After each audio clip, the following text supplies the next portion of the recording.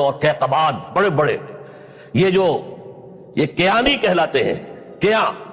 یہ کیان جو ہے یہ بڑی عظیم ایک جو سمجھیے کہ خاندان تھا بادشاہوں کا، لیکن یہ کہ وہ پوری سلطنت کسریٰ ختم ہو گئی۔ کیوں؟ اس نے حضور کے نامہ مبارک کو چاک کیا تھا، اور حضور نے فرما دیا تھا صلی اللہ علیہ وسلم، خسرو نے میرا خط نہیں چاک کیا، اپنی سلطنت چاک کر دی، اور واقعتاً سلطنت کسریٰ جو ہے ختم ہو گئی، نام و نشان ختم ہو گیا۔ دوسری طرف سلطنت روما تھی، عیسائیوں کے ساتھ، چونکہ وہ تھی کرسچین، عیسائیوں کے ساتھ حضور کے زمانے میں کوئی براہ راست تصادم نہیں ہوا تھا، سارا تصادم ہوا تھا یا مشرکین عرب سے اور یا یہودیوں سے۔ عیسائی جو ہے عربین پیننسولا میں تھے ہی نہیں، یمن کے علاقے میں کچھ تھے لیکن ان کی کوئی حیثیت نہیں تھی، لہذا کوئی کنفرنٹیشن نہیں ہوئی۔ دوسرے عیسائیوں میں ابھی اہل علم موجود تھے، جیسے آپ کو معلوم ہے نجاشی بادشاہ کیسے ایمان لیا، اس نے حضرت عیسیٰ کے بارے میں پوچھا، حضرت جعفر طیار رضی اللہ تعالیٰ عنہ نے سورہ مریم کی آیات پڑھ کر سنائی، اور اس نے کہا بین ہی جو ان آیات میں تم نے پڑھا ہے، عیسیٰ کی حقیقت اس سے تن کے برابر بھی زیادہ نہیں ہے۔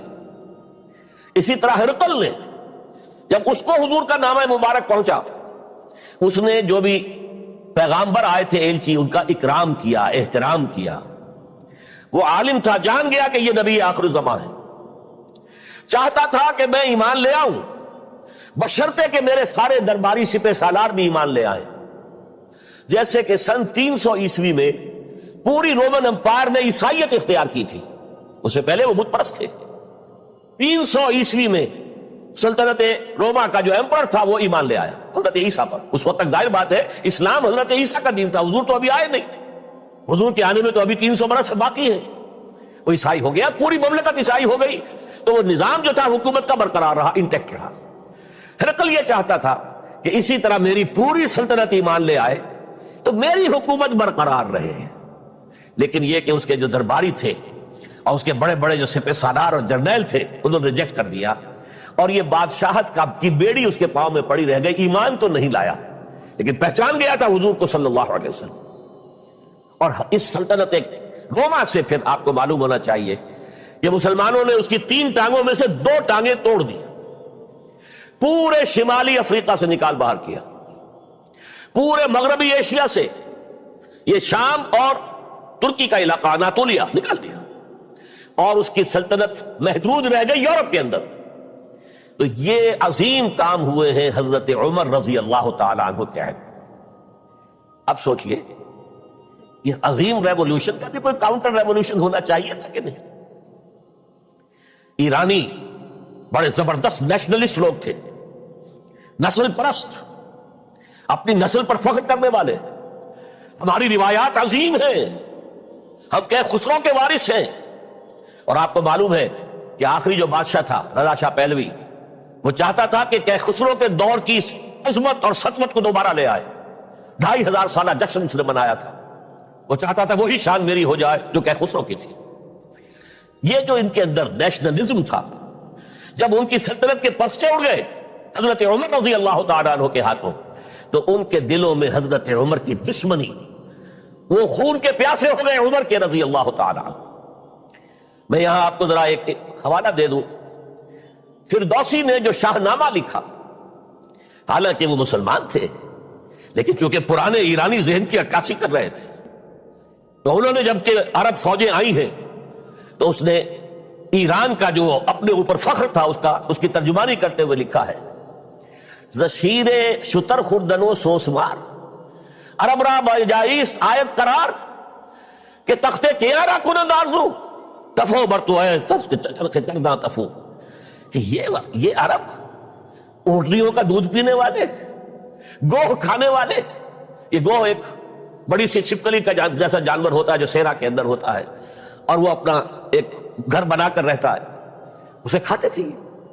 تو یہ گوہ کھانے والے، اونٹنیوں کا دودھ پینے والے عرب، آج ان کی یہ جرت، یہ جسارت، یہ ہمت کہ تخت کیاں کنند آرزو، کہ وہ آج آرزو کر رہے ہیں کہ کئے سلطنت کئے کا تخت جو ہے وہ ہمیں مل جائے۔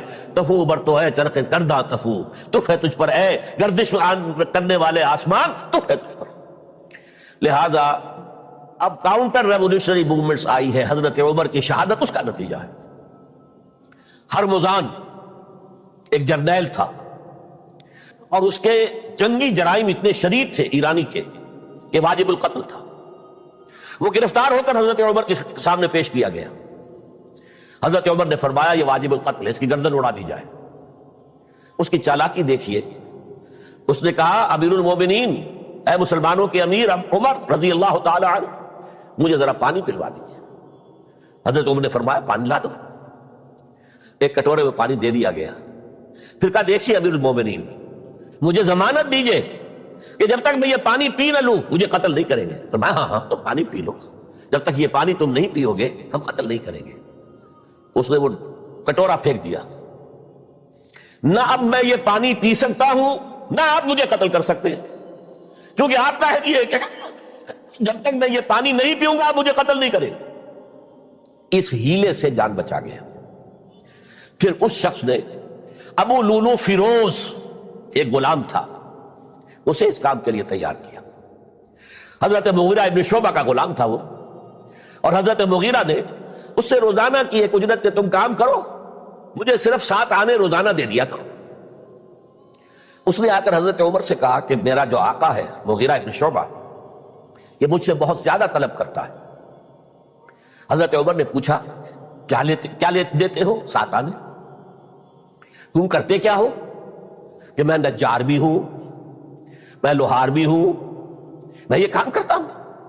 فرمایا اتنے پیشوں کا جاننے والا اس کے لیے یہ روزانہ کا ٹیکس یہ زیادہ نہیں ہے، یہ تمہیں دینا چاہیے۔ اس نے کہا میں چکیاں بھی بناتا ہوں۔ حضرت عمر نے فرمایا پھر ایک چکی ذرا مجھے بھی بنا دینا۔ کہنے لگا آپ کے لیے تو میں ایسی چکی بناؤں گا کہ جس کی آواز دنیا بھر میں جائے گی۔ وہ شخص ہے اور ہرمزان کی سازش کے تحت وہ ایرانی جسے بعد میں ایرانیوں نے کیا کہا، جس نے قتل کیا حضرت عمر فاروق کو، حضرت ابو لولو فیروز۔ آج بھی ایران میں اس کی قبر کی تفسیریں بکتی ہیں تعداد کے اندر۔ حضرت ابو لولو فیروز وہ آیا ہے مسجد نبوی میں، اور آ کر اس نے جبکہ حضرت عمر رضی اللہ تعالیٰ عنہ امامت فرما رہے حملہ کیا، 5-6 وار خنجر کے کیے۔ حضرت عمر رضی اللہ تعالیٰ شریر مجروح ہو گئے۔ یہ انتقام تھا جو عجم نے، وہ سلطنت کے جس کے ٹکڑے ختم ہو گئے تھے، جس کا ٹکڑے کر دیے گئے تھے، اس نے انتقام لیا عالم اسلام سے۔ سمجھا انہوں نے یہ تھا کہ شاید یہ پوری عمارت اسی ایک ستون پر کھڑی ہے، حضرت عمر ہی کے ستون پر کھڑی ہے، اس ستون کو گرا دو گے پوری عمارت گر جائے گی۔ لیکن ثابت ہوا نہیں، یہ محمد کی بنائی ہوئی عمارت ہے صلی اللہ علیہ وسلم۔ یہ بہت قوی ہے، اس کی بنیادیں بہت مضبوط ہیں، کوئی ذرا سی تریڑ بھی نہیں آئی، ذرا سی تریڑ بھی نہیں آئی۔ حضرت عمر فاروق کی شہادت کے بعد حضرت عثمان رضی اللہ تعالیٰ عنہ کا دور خلافت شروع ہوا، اور جو قافلہ چل رہا تھا آگے چلتا چلا گیا۔ حضرت عثمان رضی اللہ تعالیٰ عنہ کے بارے میں بہت قیل و قال ہے، ان پر تنقیدیں بھی کی، اپنوں نے بھی کی ہیں، دشمنوں نے بھی کی ہیں۔ لیکن بات جان لیجئے، یہ تاثر غلط ہے کہ ان کے پورے دور خلافت کے اندر فتنہ رہا یا ہنگامہ رہا، قتل غلط۔ 10 برس خلفائے راشدین میں طویل ترین دور خلافت حضرت عثمان کا ہے رضی اللہ تعالیٰ عنہ، 12 برس۔ حضرت ابو بکر کے تو 2.25 برس تھے، حضرت عمر کے 10 برس تھے، ان کا 12 برس، اور 12 میں سے 10 سال ایسے تھے بعین ہی جیسے حضرت عمر کے 10 سال تھے۔ امن و امان ہے، سکون ہے، چین ہے، اور قافلہ اسلام بڑھ رہا ہے، فتوحات کا دائرہ بڑھتا چلا جا رہا ہے، فتوحات سیلاب کے مانند آگے بڑھ رہی ہیں۔ تھمتا نہ تھا کسی سے سیل رواں ہمارا یہ سیل رواں کوئی روکنے والی کوئی طاقت دنیا میں رہی نہیں تھی۔ کسرا ختم، سلطنت ایران ختم، اور دوسری سپر پاور سلطنت روما، اس کی 3 میں سے 2 ٹانگیں توڑ دی گئی، 1 رہ گئی۔ اب کون تھا؟ خارج میں کوئی طاقت نہیں تھی جو اسلام کے اس سیلاب کو اور پوری نوع انسانی پر اتمام حجت اور اللہ کے دین کو پہنچانے کے راستے میں رکاوٹ بن سکتی۔ اب ایک فتنہ اٹھا۔ دیکھیے حضور کی کنفنٹریشن 3 مذاہب سے ہوئی تھی۔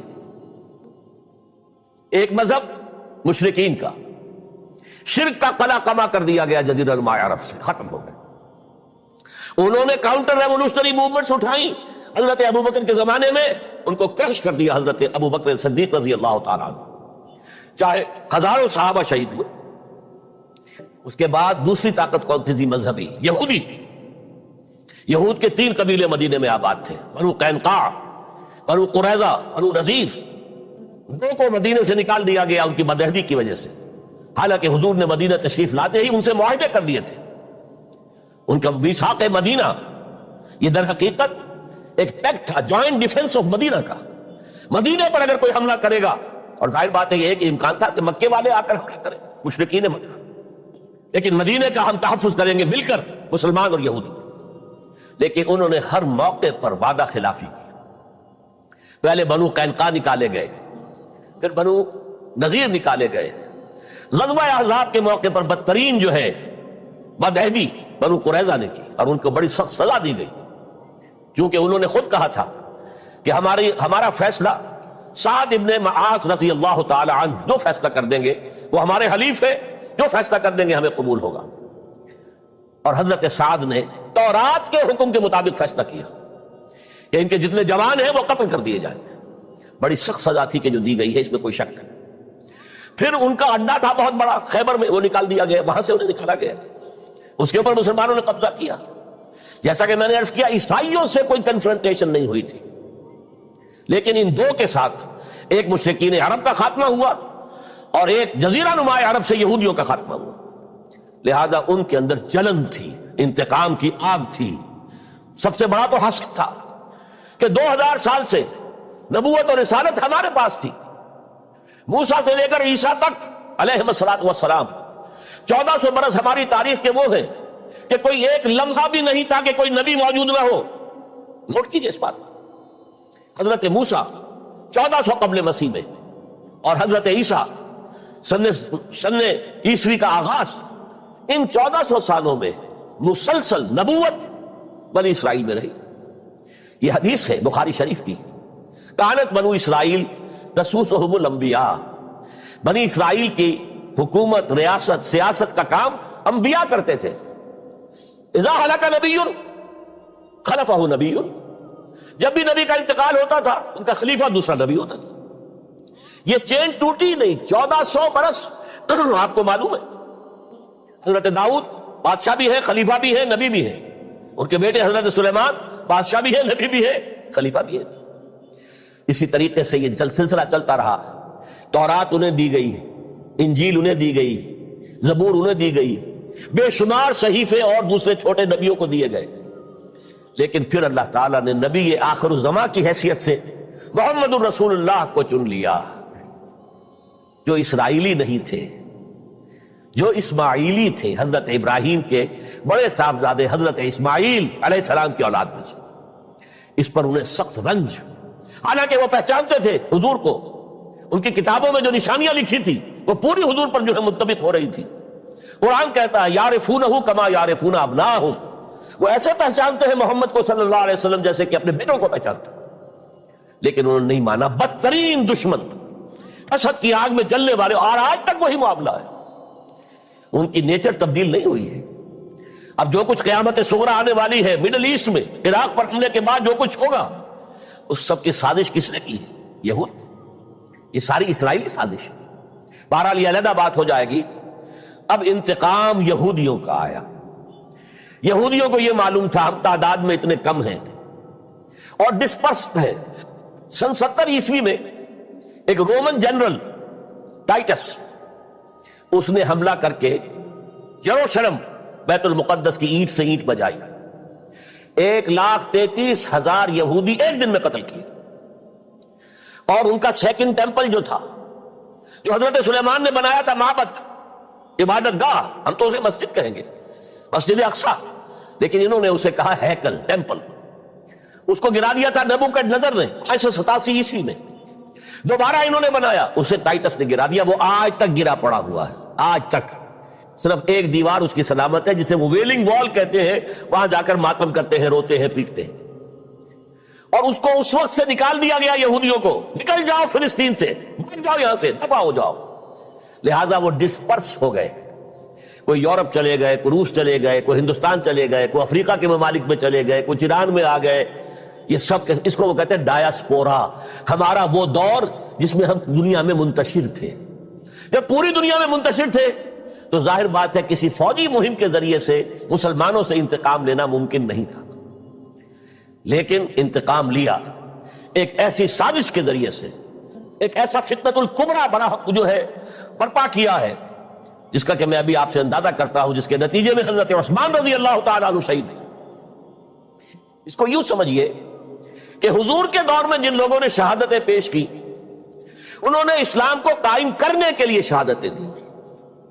اب دور خلافت راشدہ میں جو شہادتیں پیش کی گئی وہ اسلام کو قائم رکھنے کے لیے، جو عمارت بن گئی ہے اب گرنے نہ پائے، اسے دشمن گرا نہ دے، اس ڈیفنس کے اندر، اس تحفظ کے اندر جانے دی ہے، ہزاروں نے دی ہے۔ ان پر تنقید کا حق آپ کو حاصل ہے، ان سے اختلاف کا حق آپ کو حاصل ہے۔ وہ حاکم مطلق نہیں ہے، وہ عامل نہیں ہے۔ آپ کو معلوم ہے کہ حضرت عمر پر ان کے کرتے کے اعتبار سے جو ہے وہ تنقید ہو گئی تھی۔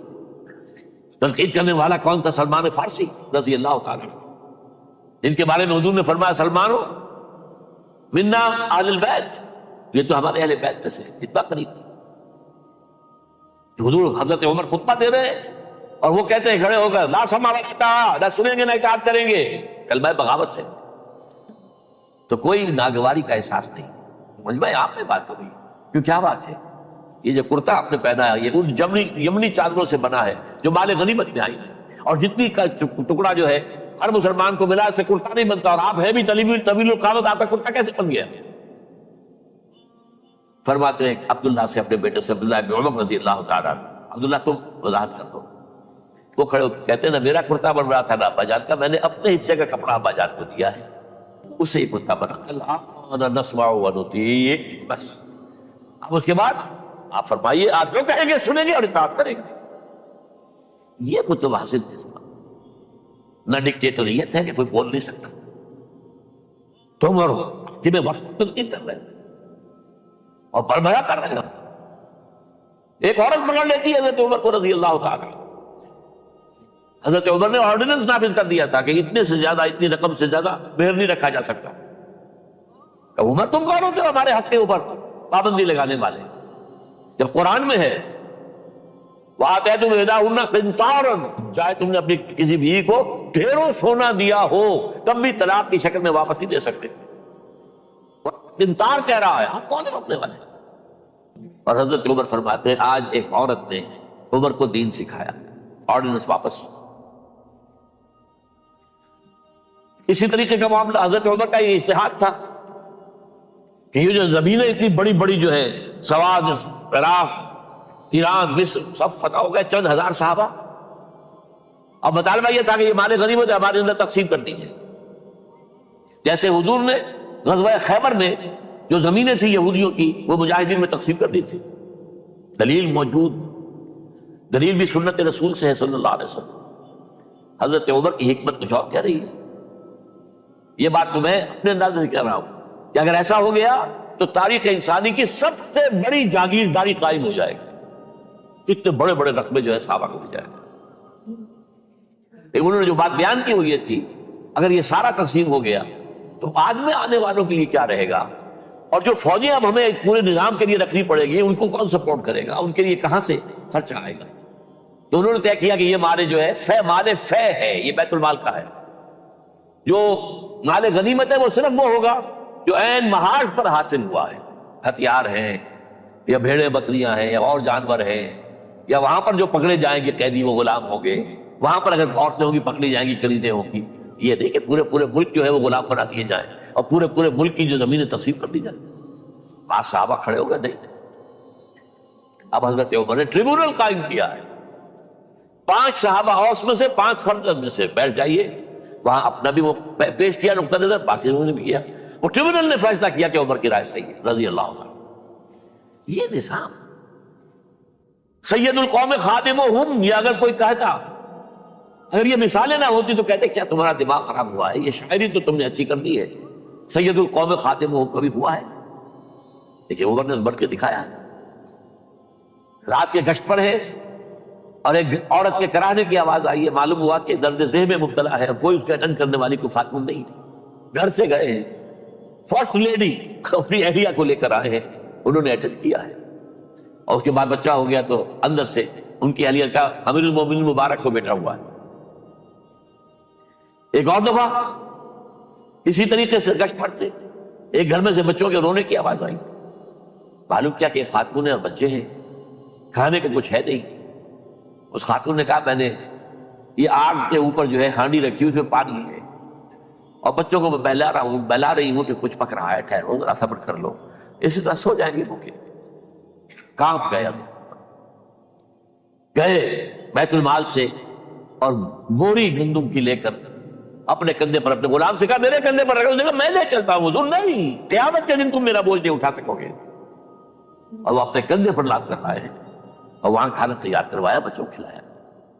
یہ نظام، یہ ہے رحمت للعالمین کا مظہر۔ یہ جان لیجیے سیرت محمدی صلی اللہ علیہ وسلم کو جب آپ مطالعہ کرتے ہیں کہ وہ سارا انقلابی جد و جہد کا دور ہے، اس میں ابھی نظام کی جو خوبیاں ہیں وہ پورے طور پر سامنے نہیں آئی تھی۔ ابو بکر صدیق رضی اللہ تعالیٰ عنہ کا دور خلافت جو ہے وہ بھی کاؤنٹر ریولوشنری موومنٹس کو ختم کرنے میں صرف ہو گیا ہے، جسے انگریزی میں کہتے ہیں للی ان بلوم۔ نظام اسلام، اسلام کا نظام عدل اجتماعی جو ہے ایک کھلے ہوئے پھول کی طرح نظر آئے گا حضرت عمر رضی اللہ تعالیٰ عنہ کے دور خلافت۔ مساوات کا اندازہ آپ کر سکتے کوئی؟